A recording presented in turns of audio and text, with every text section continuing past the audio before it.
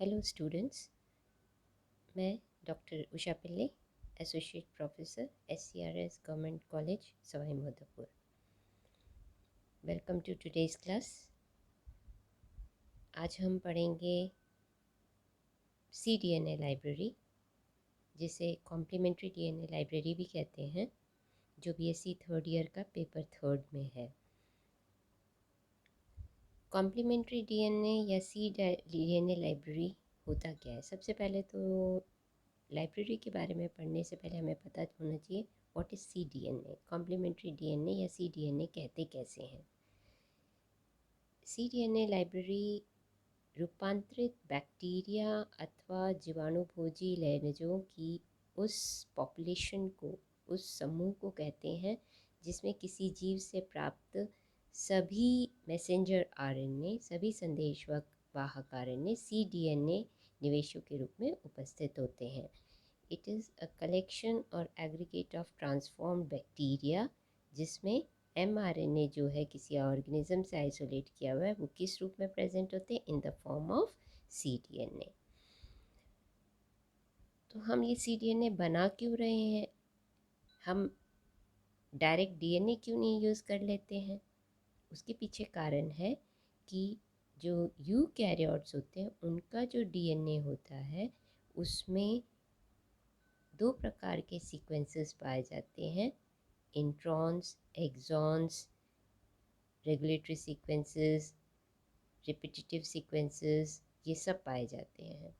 तो इससे ये सब चीज़ों से मिलके अगर हम जीनोमिक लाइब्रेरी बनाएं तो जीनोमिक लाइब्रेरी बहुत बड़ी बन जाएगी, जिसमें जो इंट्रॉन्स हैं, रेगुलेटरी रीजन्स हैं, रिपीटिटिव सीक्वेंसेस हैं, इनका कोई मतलब नहीं है, केवल एक्सॉन्स यूज़फुल होते हैं। तो इसीलिए ये जो DNA से जो बनता है उसको हम प्रेफर नहीं करते हैं। तो CDNA लाइब्रेरी बनाने के लिए हम किस चीज़ का उपयोग करते हैं? mRNA का। और mRNA, वो भी mRNA क्यों? क्योंकि mRNA जो होता है वह पूरा प्रोसेस्ड होता है। उसमें इंट्रॉन, mRNA जो होता है, संदेशवाहक RNA जो होता है, वह इंट्रॉन यानी कि वह DNA का हिस्सा जो किसी प्रोटीन को कोडित नहीं करता है। तो ये सब चीज़ें उसमें mRNA में अनुपस्थित होती है। देखिए आप, यूकैरियोट का जो DNA है, इसमें ये ऊपर जो है ये यूकैरियोट का DNA है। इस DNA में ये देखिए exons, intron, exon, intron, exon, ठीक है। ये 5' सिरा, ये 3' सिरा इस DNA का। तो ये जो एक्सॉन सीक्वेंसेस होते हैं ये किसी प्रोटीन को कोडित, DNA का वह पार्ट जो किसी प्रोटीन को कोडित करता है, और जो कि इंट्रॉन्स होते हैं ये वो होते हैं जो कि किसी प्रोटीन को कोडित नहीं करते हैं। तो ये इंट्रॉन सीक्वेंसेस जो होते हैं ये क्या होते हैं? यूजलेस होते हैं। तो जब DNA से RNA बनता है ट्रांसक्रिप्शन के दौरान, क्या होता है? ये DNA है, DNA से RNA बना, इस प्रोसेस को बोलते हैं ट्रांसक्रिप्शन। और हमेशा ये DNA का 5' सिरा, ये 3' सिरा, इसमें जो RNA बनेगा वो उसका 5' यहाँ होगा और उसका 3' यहाँ पे होगा। तो ये ट्रांसक्रिप्शन हुआ। उसके बाद इस मैसेंजर RNA की, संदेशवाहक RNA की प्रोसेसिंग होती है। उसको ठीक किया जाता है, उसका परिपक्वन किया जाता है, प्रोसेसिंग की जाती है, मैचुरेशन किया जाता है। तो उस दौरान क्या क्या स्टेप्स होते हैं? इसके 3' सिरे पर, ये 3' सिरा है mRNA का, यहाँ पे ये पॉली A टेल का जुड़ जाता है। दूसरी चीज़ होती है इसके 5' ये 5' सिरा है, 5' सिरे पर एक मिथाइलेटेड कैप लग जाता है। तो ये मिथाइलेटेड कैप लग गया, ये पॉली A टेल लग गया। उसके बाद क्या होता है कि ये जो RNA बना, जब इसकी प्रोसेसिंग होती है तो उसमें से एक्सॉन सीक्वेंसेस जो हैं केवल वही इस RNA का हिस्सा बनते हैं, और इंट्रॉन्स जो है निष्कासित हो जाते हैं, इंट्रॉन्स हटा दिए जाते हैं। तो ये DNA से RNA बना। तो ये जो मैच्योर RNA, परिपक्व RNA है, इसमें ये कैसे होते हैं? इंट्रॉन विहीन होते हैं। तो जब भी किसी यूकैरियोट जीन की अभिव्यक्ति किसी प्रोकैरियोट या बैक्टीरिया में करानी होती है, तब इन जीनों की cDNA प्रतियों का उपयोग अनिवार्य होता है, यानी कि इस मैसेंजर आरएनए से डीएनए बनाया जाता है। तो वह जो डीएनए होगा, एमआरएनए से बना हुआ, मैच्योर एमआरएनए से बना हुआ जो डीएनए होगा, वो कैसा होगा? इंट्रॉन रहित, इंट्रॉन एब्सेंट होंगे उसमें।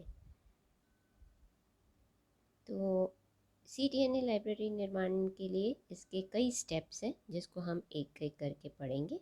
उसमें सबसे पहला स्टेप है आइसोलेशन ऑफ mRNA, mRNA को सेपरेट करना। कोशिका के अंदर 3 प्रकार के आरएनए होते हैं, राइबोसोमल आरएनए, ट्रांसफर आरएनए और मैसेंजर आरएनए।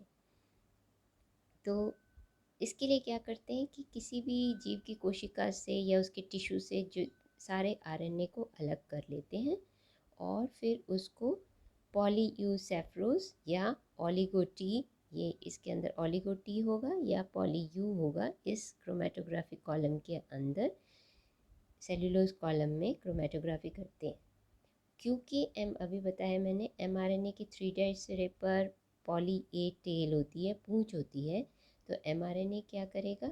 इस कॉलम के अंदर उपस्थित पॉली यू या पॉली टी से बंधित हो जाता है। क्यों? क्योंकि ए के पूरक होता है यू, ए का पूरक होता है टी, ये दोनों ही ए से बंधित हो सकते हैं।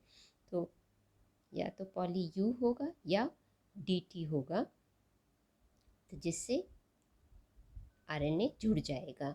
तो इस तरीके से स्टेप बाय स्टेप इसको यहाँ पे हम सॉल्यूशन में सारे टोटल आरएनए को ऐड कर देते हैं और उसमें 0.5 एम NaCl सोडियम क्लोराइड डालते हैं।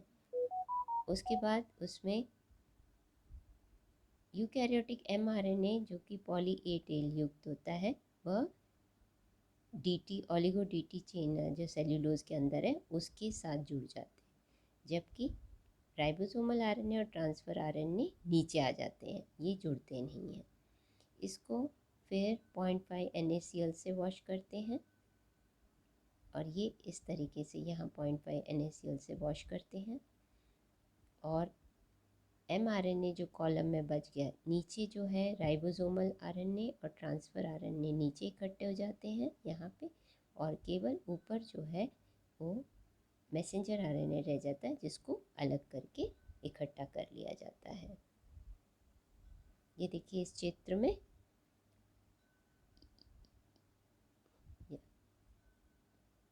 इस चित्र में देखिए, ये है मैसेंजर आरएनए, ये है ट्रांसफ़र आरएनए और ये है राइबोसोमल आरएनए। ये तीनों का मिक्सचर है। जब हम इसको उसमें डालते हैं क्रोमेटोग्राफी कॉलम में, सेल्यूलोज कॉलम में क्रोमेटोग्राफी करने के लिए, तो उसमें क्या मैंने बताया, या तो ओलिगो डीटी होता है या पॉली यू होता है। तो ये तीनों जब डालने पे क्या होगा, mRNA की पूंछ पे पॉली ए टेल पाए जाते हैं। ये देखिए इसकी पूंछ पे पॉली ए टेल है। ए और टी एक दूसरे के पूरक होते हैं, तो mRNA और टी बंधित हो जाते हैं। तो मैसेंजर आरएनए या संदेशवाहक आरएनए इस क्रोमेटोग्राफी कॉलम में जुड़ गए, ए और टी, जबकि ट्रांसफ़र आरएनए और राइबोसोमल आरएनए नहीं जुड़ते हैं। तो जब उनको उस कॉलम से पास करते हैं तो ये दोनों उसमें से पास ऑन हो जाते हैं, जबकि मैसेंजर आरएनए ऊपर रह जाता है, जिसको अलग कर लिया जाता है। इस तरह से मैसेंजर आरएनए को सबसे पहले स्टेप में अलग करते हैं। दूसरा स्टेप है प्राइमर ऐड करना। मैसेंजर आरएनए जो है, ये मैसेंजर आरएनए, इसका ये 5' सिरा है, ये 3' सिरा है, 3' सिरे पर पॉली ए टेल है। तो इस मैसेंजर आरएनए के सामने डीएनए का निर्माण होगा, डीएनए के एक सूत्र का निर्माण होगा। तो उसके लिए सबसे पहले हम इसमें डालते हैं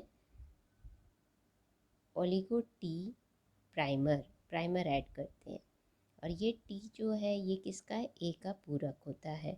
तो टी जो है वह ए से जुड़ जाता है और ये प्राइमर का काम करता है। और ये जो प्राइमर से जुड़ गया तो उससे क्या होगा कि ये जो टी है, किनारे वाला टी, ये फ्री OH प्रोवाइड करेगा, फ्री हाइड्रोक्सिल ग्रुप प्रोवाइड करेगा, जिससे कि आगे संश्लेषण हो सके।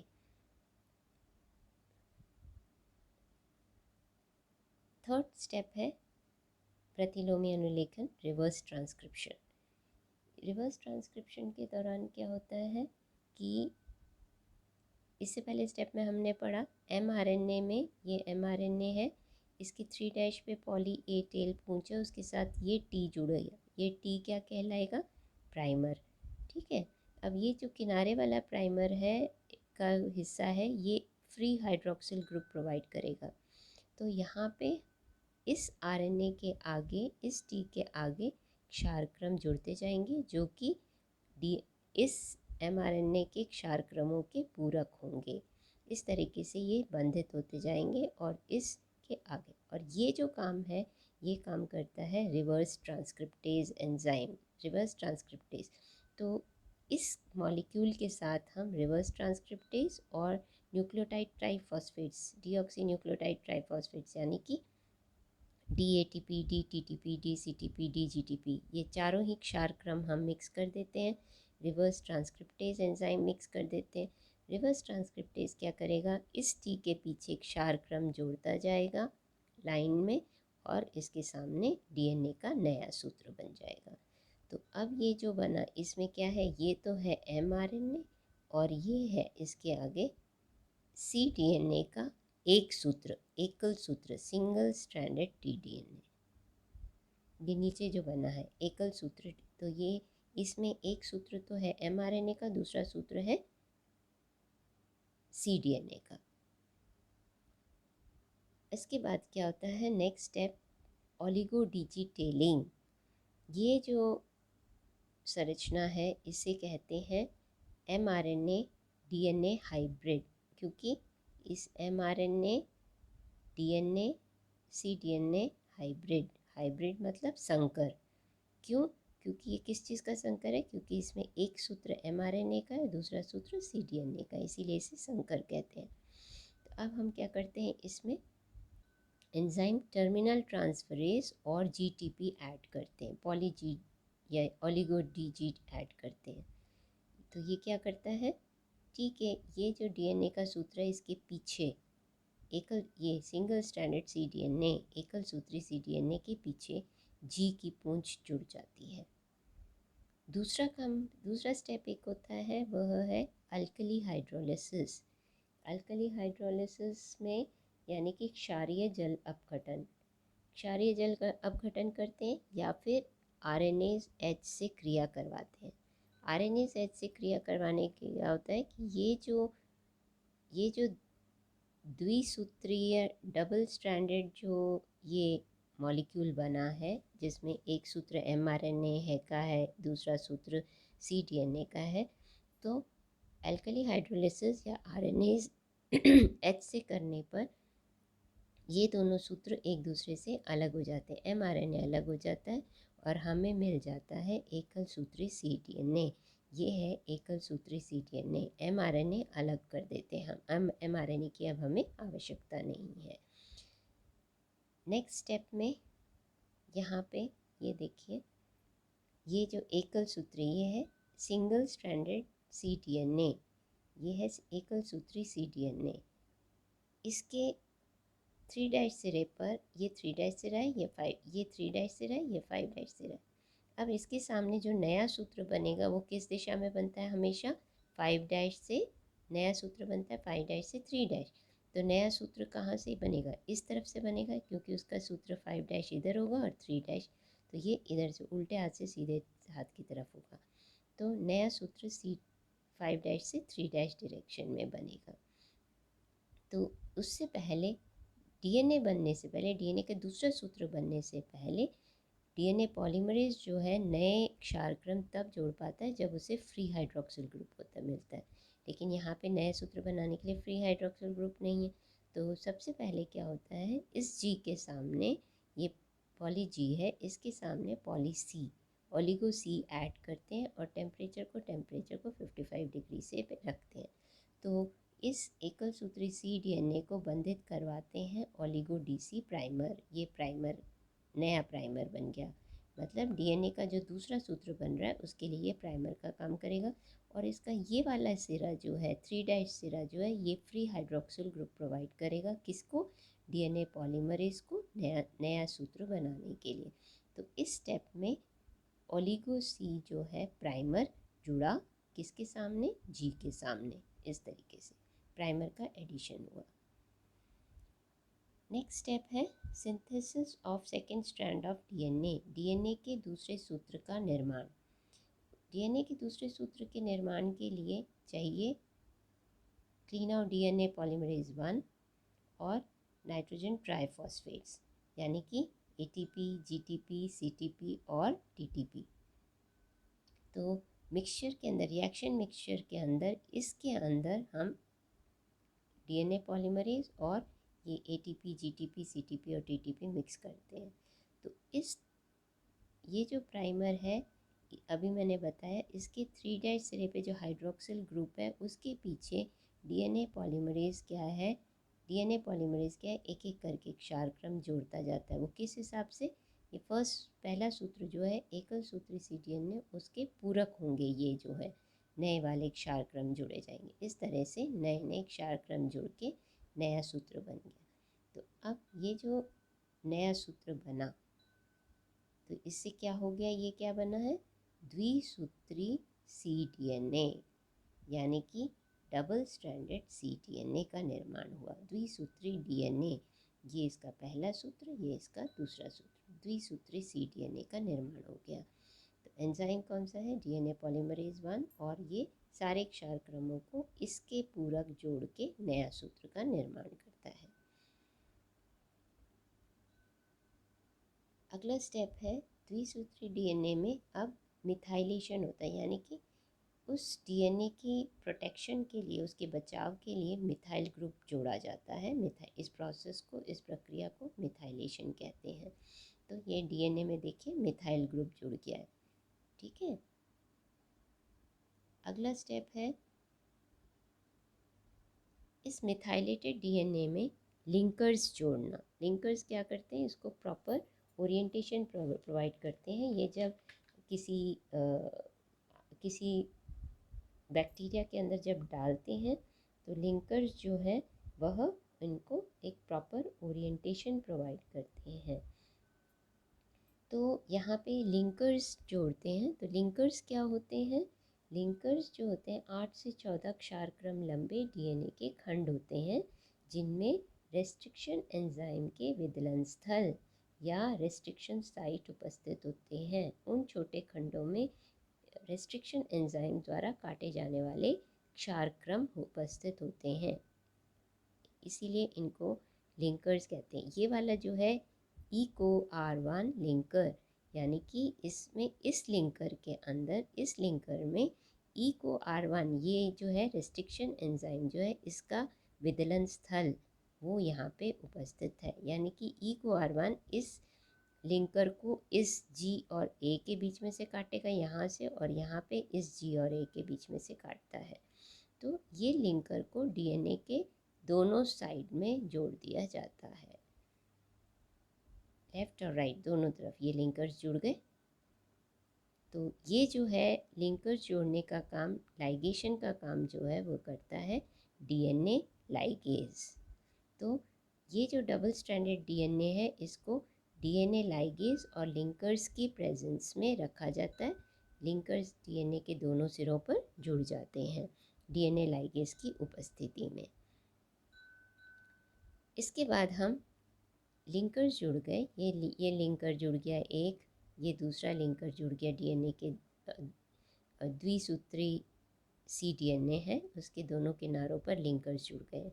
अब हम क्या करते हैं, इसको द्विसूत्री सीडीएनए को हम रेस्ट्रिक्शन एंजाइम के साथ उपचारित करते हैं। अब क्योंकि इसमें रेस्ट्रिक्शन एंजाइम EcoR1 के विदलन स्थल है, इसलिए हम इसको EcoR1 से काटते हैं। तो मैंने बताया इसका काटने का स्थल इस G और A के बीच में है, और यहाँ से ये G और A के बीच में ऐसे काटेगा। सिमिलरली यहाँ पे G और A के भीतर से काटेगा, और ये इधर से G और A के बीच में से काटेगा। इससे क्या होगा, ये जो है ये वाला हिस्सा, ये इधर ये वाला, ये क्या है, स्टिकी एंड्स बन जाते हैं, चिपचिपे सिरे, चिपचिपे सिरे, दोनों तरफ चिपचिपे सिरे हैं। अब ये सेम इको R1 से काटे गए दूसरे डीएनए के खंड जो है उनके साथ जुड़ सकते हैं, उनके पूरक होंगे और उनके साथ मिलके जुड़ सकते हैं। तो लिंकर्स इसलिए डाले जाते हैं ताकि इनका वेक्टर के अंदर ओरिएंटेशन प्रॉपर हो। फिर हम रेस्ट्रिक्शन एंजाइम से ट्रीट करने के बाद ये जो रेस्ट्रिक्शन एंजाइम से उपचारित ये डीएनए cDNA है, अब हम इसे किसी वाहक के अंदर निवेशित करते हैं। वाहक हम कोई भी वाहक यूज़ कर सकते हैं, जैसे प्लाज्मिड को वाहक के रूप में यूज़ कर सकते हैं, लैम्डा फाज को यूज़ कर सकते हैं। तो उसमें हम निवेशन करते हैं। रिकॉम्बिनेंट, ये जो रिकॉम्बिनेंट डीएनए है, ये जो cDNA है, इसको जब हम ये द्विसूत्री cDNA है, इसको प्लाज्मिड या फाज खंड में जब जोड़ देते हैं तो उससे क्या बनता है, रिकॉम्बिनेंट डीएनए, पुनर्योजी डीएनए, और फिर उसे हम ई कोलाई में डालते हैं। वाहक में cDNA के निवेशन से पूर्व ज़रूरी है कि वाहक को भी हम खोलें। ये cDNA है, इस cDNA को इस अगर प्लाज्मिड में हमें जोड़ना है तो उसके लिए ज़रूरी क्या है, इस प्लाज्मिड को हम खोलें, ओपन करें, और इसको हम सेम उसी एंजाइम से काटेंगे जिससे हमने इसको काटा, यानी कि इको R1। ये रेस्ट्रिक्शन एंजाइम है, इसी से हम वाहक को भी काटेंगे और फिर उस वाहक के अंदर हम इसको डीएनए को, ये वाले डीएनए को इस वाहक में हम जोड़ देते हैं। तो अब जो ये डीएनए बना, ये जो वाहक बना, ये वाहक कैसा होगा, पुनर्योजी रिकॉम्बिनेंट डीएनए, इसे हम रिकॉम्बिनेंट डीएनए कहते हैं। रिकॉम्बिनेंट डीएनए, rDNA, रिकॉम्बिनेंट पुनर्योजी डीएनए। और फिर उस रिकॉम्बिनेंट डीएनए को, ये जो वाहक है जो रिकॉम्बिनेंट है, पुनर्योजी है, जिसमें ये वाला डीएनए हमने जोड़ दिया है, cDNA जोड़ दिया है, इस वाहक को हम अब बैक्टीरिया के अंदर, ये बैक्टीरिया का क्रोमोसोम है, इस वाहक को अब हम बैक्टीरिया के अंदर निवेशित करते हैं। बैक्टीरिया में डालने पर ये जो हमने वाहक के अंदर इसको डाला, वाहक को बैक्टीरिया की सेल के अंदर डाला, तो ये वाहक यहाँ पे अंदर, अब ये इस कोशिका के अंदर मल्टीप्लाई होगा। अभी एक है, एक गुणन करके इसके बाद इसकी कई प्रतियां बनेंगी, ये प्लाज्मिड की कई प्रतियां बन गई, ये उसका डीएनए है बैक्टीरिया का। तो ये स्वयं गुणन करेगा, यानी कि रेप्लिकेट करेगा। इस परपोषी कोशिका में प्रवेश कराने पर इस प्रोसेस को क्या बोलते हैं, इस वाहक का इसकी कई प्रतियां बन रही हैं, तो इसे क्या कहेंगे, क्लोनिंग। ई कोलाई में प्रवेश कराने के बाद इसकी क्लोनिंग हो गई है ये, और ये जो है क्लोन होने के बाद, ये देखिए पेट्री प्लेट में, अब ये बैक्टीरिया जो है जिसके अंदर स्वयं के अंदर तो इस प्लाज्मिड की कई प्रतियां बनी, लेकिन यह बैक्टीरिया भी स्वयं भी मल्टीप्लाई करेगा, स्वयं भी गुणन करेगा और कई सारी कॉलोनीज़ बना लेगा। ये देखिए इस पेट्री प्लेट के अंदर बहुत सारी बैक्टीरिया की कॉलोनी है, बहुत सारी कॉलोनीज़ है, बहुत सारी संख्या, इनको कहते हैं cDNA क्लोन्स, और इस पूरे को बोलेंगे cDNA। ऐसे कई सारे प्लेट्स बनाएंगे, इसे बोलेंगे cDNA लाइब्रेरी। ये इसका आउटलाइन है, लाइन डायग्राम है। सबसे पहले हम क्या करते हैं, mRNA निकालते हैं, उसका रिवर्स ट्रांसक्रिप्शन करते हैं, उससे पहले एक सूत्री डीएनए बनाते हैं, फिर उस एक सूत्री डीएनए से द्विसूत्री cDNA बनाते हैं,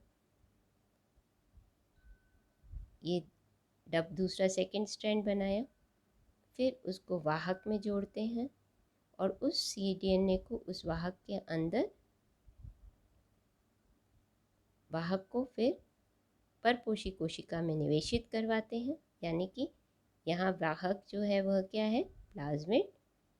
फिर उसे हम निवेशित कराते हैं, ट्रांसफ़र कराते हैं किसमें, परपोषी कोशिका में, यानी कि बैक्टीरियल सेल के अंदर हम उसको ट्रांसफ़र करते हैं। ये बैक्टीरिया का क्रोमोसोम, ये प्लाज्मिड को हमने उसमें एंटर करा दिया। अब ये प्लाज्मिड इसकी बैक्टीरिया के अंदर मल्टीप्लाई होगा, बैक्टीरिया के अंदर ये मल्टीप्लाई होके स्वयं बैक्टीरिया स्वयं भी मल्टीप्लाई होगा और इस cDNA, इस रिकॉम्बिनेंट डीएनए को भी मल्टीप्लाई करेगा और उससे cDNA लाइब्रेरी का निर्माण होता है। ये इसका आउटलाइन डायग्राम है। Applications of cDNA library, intron sequences के हटाने से cDNA लाइब्रेरी में कम सूचना का भंडारण होता है, यानी कि यूकैरियोट्स में से इनको हटा दिया तो केवल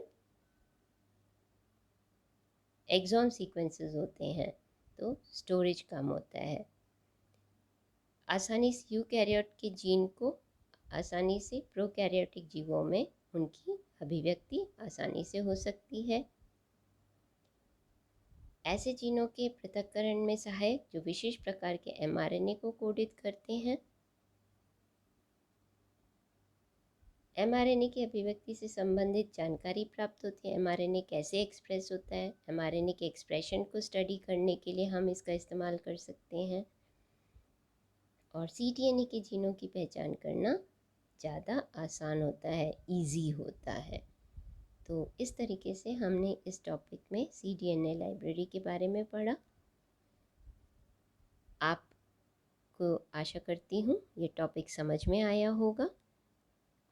आप मेरे चैनल को सब्सक्राइब करें और कोई भी क्वेश्चन हो तो कमेंट करें। Thank you.